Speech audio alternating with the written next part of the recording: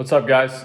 I'm working on discussion board 2. It's all about understanding the eligibility process and the differences between a 504, an IEP plan, and one personal experience. The experience can either be positive or negative and relate to the eligibility, the IEP process, IEP goals, roles, or 504 process. So this stuff's kind of new to me.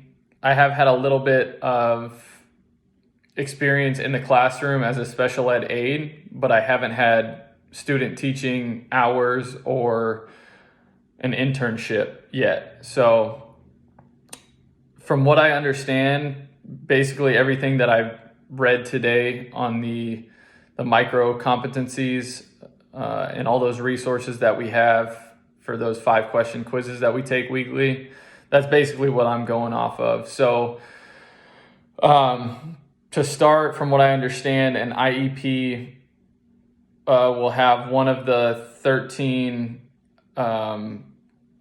categories of the IDEA Act: a person that can't hear, a person that can't see, a person in a wheelchair, or a person that has Down syndrome. Those would all be categorized as for IEPs.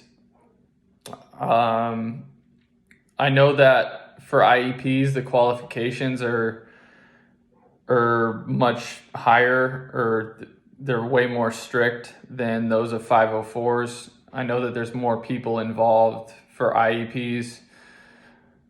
I believe the special ed teacher, a general education teacher, the parent or guardian of the student, maybe a school pathologist, a speech therapist sometimes, maybe in the mix, and then a district rep.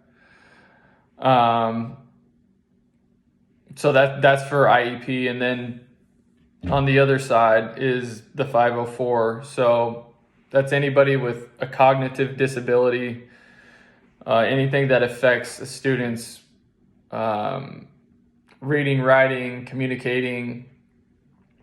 Some of these students have dyslexia or ADD or ADHD, and these eligibility rules are way less formal and less strict than those of IEPs.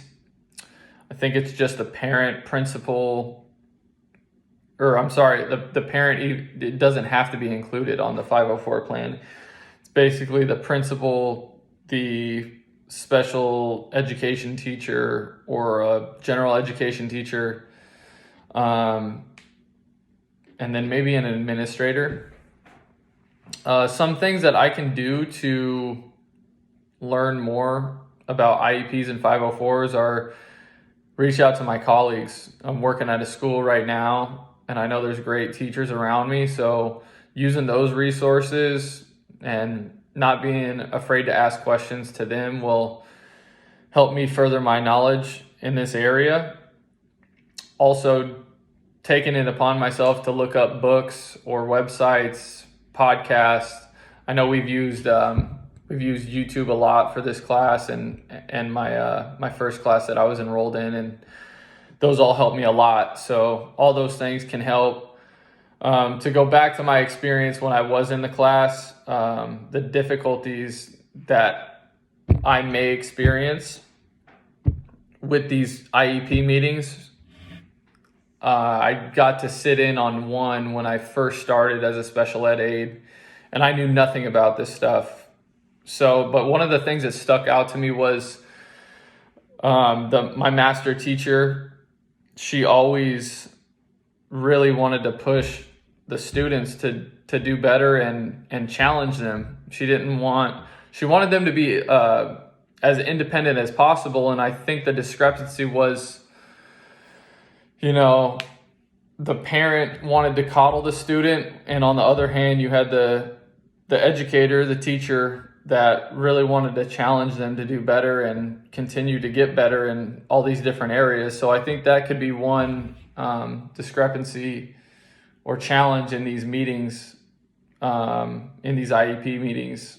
So when these kind of things do occur, I think it's a good thing to exercise positive conflict management skills, making sure that you're hearing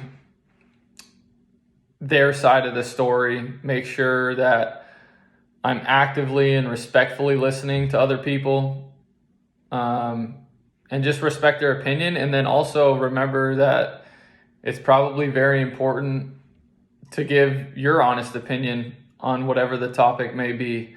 So these are a few things that I can be aware of. These are a few things that I can add to my Rolodex of things to help me learn more about this topic. So thank you guys. Let me know what you think, and I'll see you on Zoom during the week. Thanks.